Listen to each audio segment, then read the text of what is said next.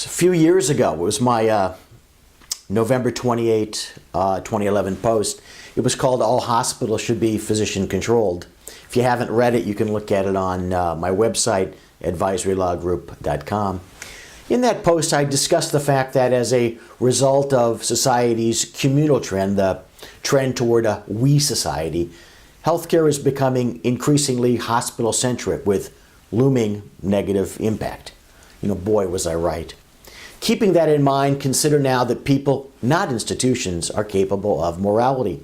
At best, institutions are amoral. At worst, they're immoral.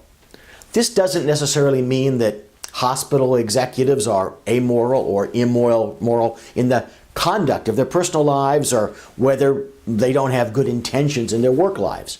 What it does mean is that institutions, corporations, other entities, whether their tax status is for-profit or non-profit, must make a profit or otherwise meet financial targets in order to continue to survive. The executives get significant salaries and great bonuses if they deliver profit and, at worst, lose bonuses or sometimes their jobs if they fail. But in no case does a hospital executive go truly at risk. At no point does he or she have to dip into his or her personal funds or declare personal bankruptcy if their decisions, their business decisions, lead to loss. This is true in terms of the overall push to make a profit and in terms of the impact of withholding care, of cutting corners, of doing just enough but no more.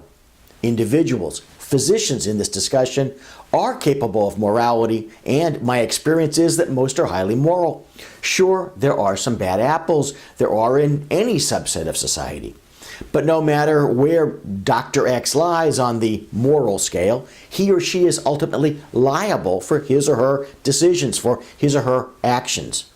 Who would you rather empower to make decisions affecting your personal health? An individual truly at risk, someone with skin in the game, or an institution that, one way or another, restricts its employees' actions, led by executives whose chances of suffering from bad decisions are seldom negative at all, and whose most ultimate risk is more or less capped at the loss of a bonus? There's several solutions. One is make hospital executives and administrators personally liable for their decisions. Another is to shift control of healthcare to physicians, putting hospitals back into the position that they occupied when hospitals first came into being. Care to weigh in on this? Let me know.